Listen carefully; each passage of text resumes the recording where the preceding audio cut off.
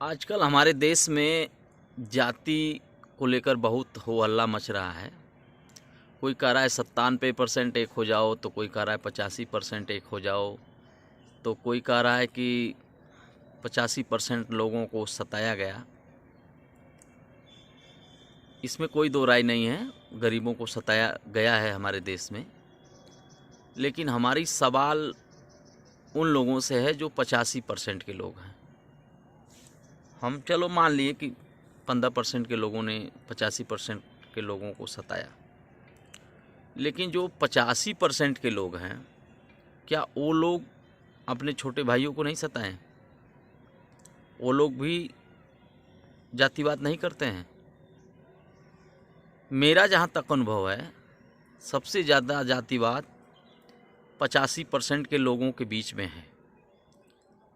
जो एससी समाज में लोग आते हैं, वो लोग भी एक दूसरे से जातिवाद करते हैं। जैसे एससी में कई जातियाँ आती हैं। जो ओबीसी समाज के लोग हैं, वो भी आपस में जातिवाद करते हैं। और जो एसटी हैं, वो लोग भी आपस में जातिवाद करते हैं।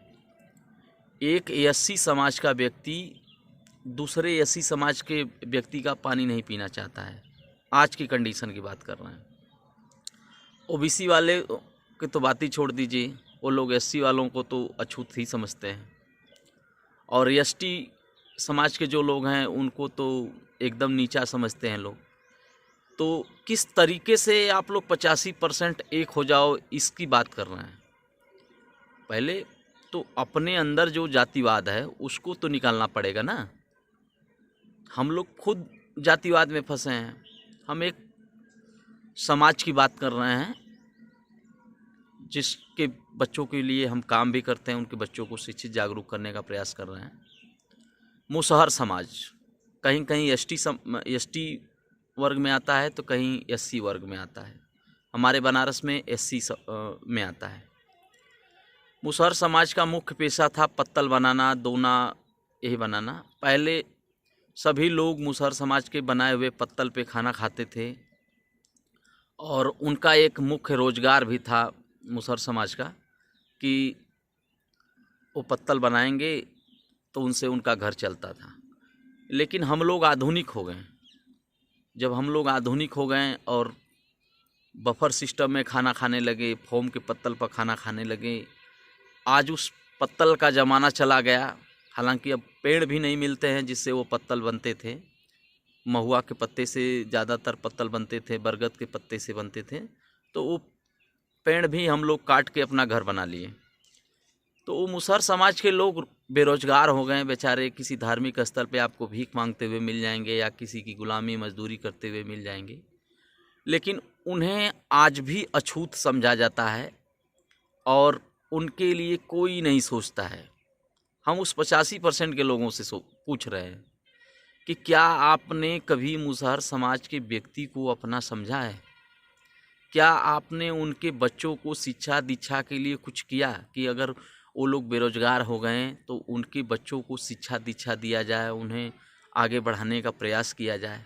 कुछ भी यदि आपने कुछ किया है तो उसका डिटेल दीजिए, कमेंट कीजिए, या सार्वजनिक मंच पे जो बड़े बड़े नेता बोल रहे हैं वही लोग बताएं कि उन्होंने क्या किया है। कुछ भी नहीं किया है। आप सर्वे करके देख लीजिए, आपके पूरे ज़िले में, आप किसी भी ज़िले से हों, पूरे ज़िले में यदि 20,000 मुसहर समाज के लोग होंगे या 1 लाख लोग होंगे, तो उसमें से मात्र हमको लगता है कि 100-200 नौकरी वाले होंगे। वो भी मतलब थर्ड कैटेगरी, मतलब फोर्थ कैटेगरी के नौकरी वाले होंगे। किसी जगह चपरासी होंगे या कहीं बाबू होंगे। इससे ज़्यादा कोई बड़ा नौकरी नहीं होगा। और उनके बच्चों का सर्वे कर लीजिए, कहीं भी मतलब किसी भी बस्ती में हमको लगता है कि ग्रेजुएशन का बच्चा नहीं मिल पाएगा। इसका सबसे बड़ा कारण जानते हैं क्या है? इसका सबसे बड़ा कारण यह है कि पहले जब उनके बच्चे हमारे स्कूलों में आते थे पढ़ने के लिए, तो मास्टर साहब तो पढ़ाना चाहते थे।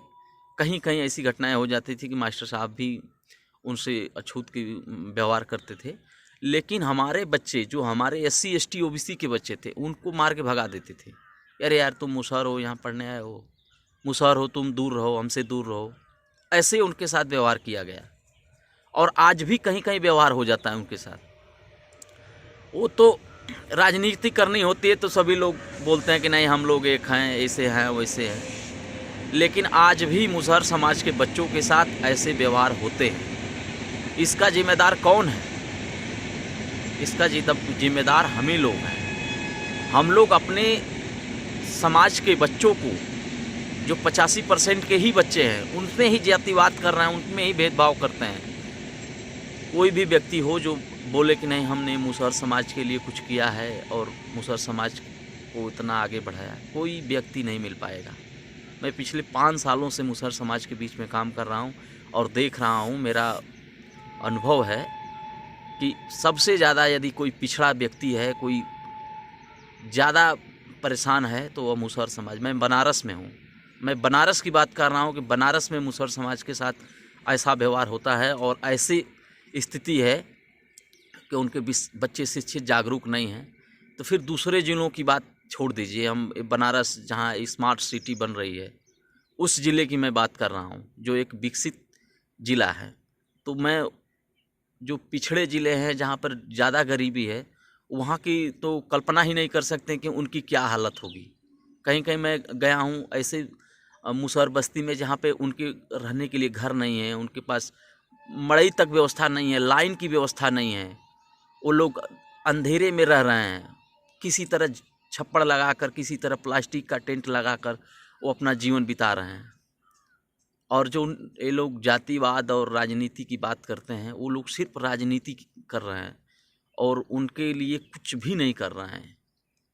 तो इसलिए कृपया गरीबों पर ध्यान दें, गरीबों की मदद करें, उन्हें शिक्षा दीक्षा के लिए आगे बढ़ाएं, ज़्यादा राजनीति ना करें। धन्यवाद।